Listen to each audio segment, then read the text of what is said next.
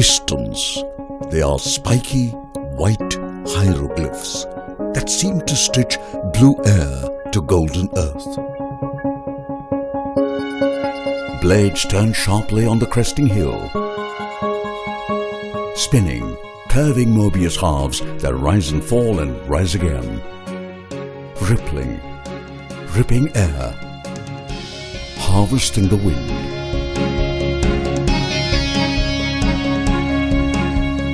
In 2013, 10,000 wind turbines across India generated enough power to light up Delhi for a year. Wind turbines have reduced dependence on coal, thereby giving cleaner air for our children.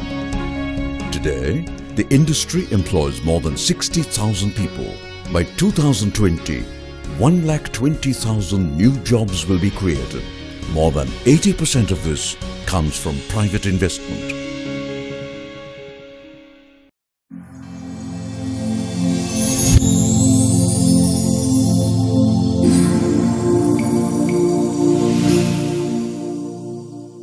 Wind energy, wind from God, free, to be utilized by human beings for betterment of their own lives. This is energy which can easily be brought to every home and can be of immense help to everyone without polluting, without causing any destruction to any environment anywhere in the world. Indian wind sector is the 5th largest in the world. We are the largest renewable energy generator in the country.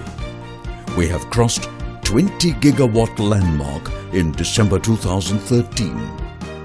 We have 19 manufacturers offering over 50 models ranging from 250 kilowatts to 2.5 megawatts. Wind energy in India has the lowest capital cost. Wind sector enjoys the largest share of 8% among Indian renewable sources in the installed capacity. 20,000 megawatts in 20 years. I think it has been a great journey. 20 years has really taught us what is wind energy, how we can harness it and how we can move forward. Potential of wind energy. In India, we have more than 400 gigawatts wind generation potential. Indian wind sector is growing at a compound annual growth rate exceeding 27% since 2003-2004. Capacity addition targets have been consistently achieved. Almost 80% of investment comes from private sector. Wind energy tariffs are much lower when compared to non-renewable sources like imported coal. Free wind or costly imported coal. The choice is yours. This is one sector which gives to the country a saving of foreign exchange, creates export potential, contributes to the manufacturing sector and generates employment, skilled employment locally, and incidentally gives power at the rates below the grid rates. Therefore, there is a clear prima facie case for supporting this sector further and further. Highlights from the report by Ernst & Young. Carbon dioxide emission reduction in the 11th five-year plan is more than 68 million tons. The envisaged emission reduction in the 12th five-year plan is at a range of 63 to 140 million tons. With deemed environmental benefits to the tune of 5,200 crore rupees, it has catered almost 1,200 megawatts of wind installation that comes to 2,100 million units of power generation. In the 12th plan, the projected environmental earnings is 5,000 to 11,200 crore rupees. The coal import saving during 11th plan is more than 41 million tons. And the projected savings in the 12th plan is at a range of 42 to 93 million tons. The estimated forex savings during 11th plan is more than 19,800 crore rupees that caters almost 3,960 megawatts of wind installation that comes to 6,900 million units of power generation. The projected forex savings in the 12th plan alone is at a range of 22,900 to 51,100 crore rupees.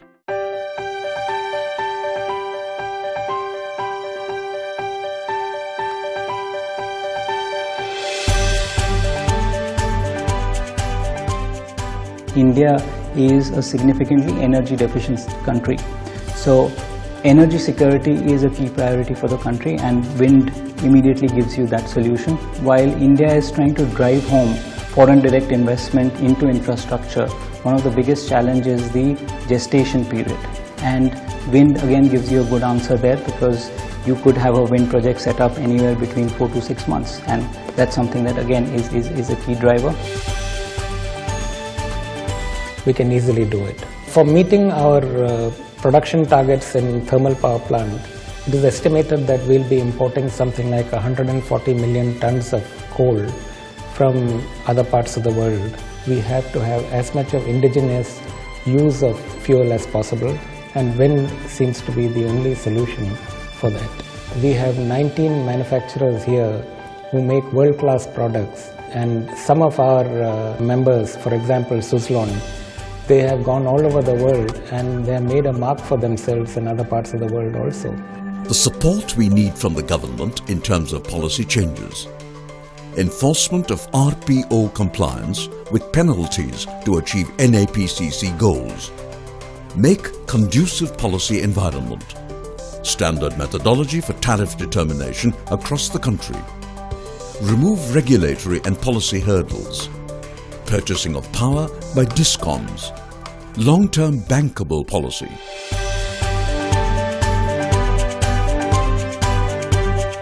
We have a capability of making more than 10,000 megawatts in India. So we can use India as a manufacturing base for the whole world. Once a project is implemented and commissioned, then we employ on an average 3 people per megawatt for the rest of the 25 years of the life of the turbine. Significant because all this employment happens in the rural areas, because the wind turbines are in the rural areas, not in cities. So we make a difference where it matters. There is a willingness by investing community to invest up to 5,000–6,000 megawatt per year.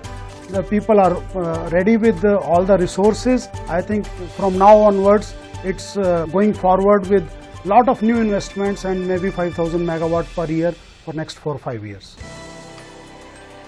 Projected investment of more than 2,17,800 crore rupees to meet NAPCC goals. More than 1,24,000 crore rupees commitments by wind IPPs is in the pipeline. All these come from private investment. Monetize Government of India's investments towards setting up of supporting infrastructure in 6 to 8 identified zones. Set up of dedicated wind debt fund ranging from 11,000 crore rupees to 25,000 crore rupees. We need to make sure that we have a hospitable investment environment. We need equity investors to come in, we need debt investors to come in. Debt investors will come in if equity investors find the environment conducive. And equity investors will only come in when they can see 2 or 3 things. Number one, they can get attractive returns today for projects that they're doing, and if they can get visibility for what's going to happen in the future. Once our wind farms are put up, we will be in that area for the next 25 years. So we become part of the community as well.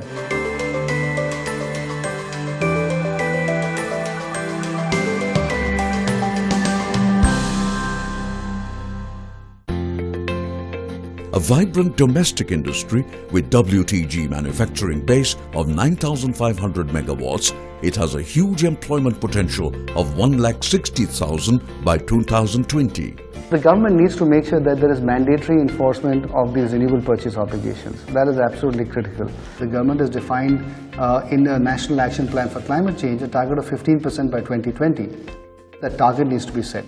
The government needs to absolutely allow open access, and needs to allow for wind industry or anybody else for that matter to sell to private customers. They need to continue with the feed-in tariff mechanism, and so therefore we need the development of a grid infrastructure that allows us to evacuate power from those states that can produce the power because they have the natural resource, they have the wind, to those states that don't have the wind. It's a tough industry right now, and what we need is clarity of policy making.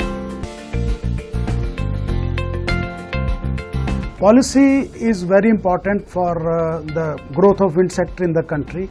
We have seen year 2012 where country achieved nearly 3,200 megawatts, and suddenly there was change in policy where accelerated depreciation was withdrawn and there was no clarity on GBI, and we saw a drop to 1,700 megawatt in 2013. And this year again in 2013-14 we feel that the overall installation will be closer to 2,000 megawatt. So it's important to have two streams running parallel to add nearly 5,000 megawatt in future, which includes both accelerated depreciation given to the industry as well as generation based incentive. इसमें हम लोग government अगर इसमें support करे तो हम लोग बहुत ऊपर जा सकते हैं. अच्छी पॉलिसी लेके आए, लोगों को अवेयर करें, उसके बारे में इन्फॉर्म करें. तो अगर ऐसा करेंगे तो अभी जो हम लोग वर्ल्ड में 5th लार्जेस्ट हैं तो हम लोग नंबर 1 बन सकते हैं. तो उसके लिए बट गवर्नमेंट जितना सपोर्ट करेगी, लोकल आदमी जितना सपोर्ट करेंगे, उतना हम लोग ज़्यादा आगे आएंगे. Wind energy sector is developing the projects in the rural part of the country. The biggest contribution is the job creation in the rural part of the country. The biggest benefit I can see in the wind energy production in a rural part, it's giving a more stable energy for the agriculture sector.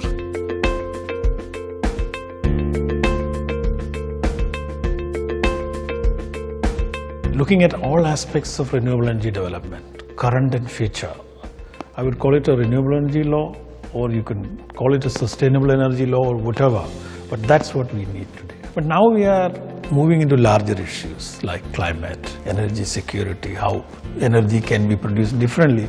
So it's a discourse, it's a continuing discourse.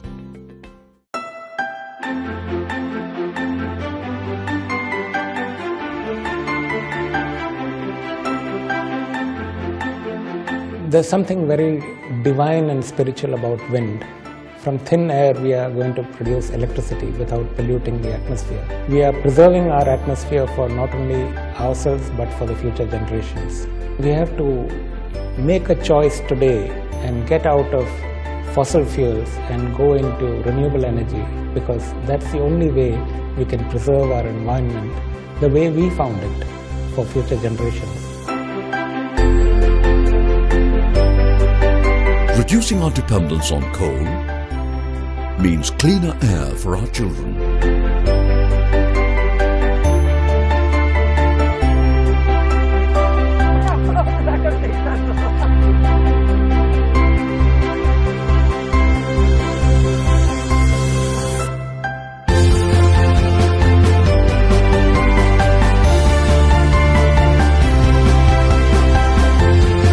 We are a force of nature. Help us make our future cleaner, greener and brighter.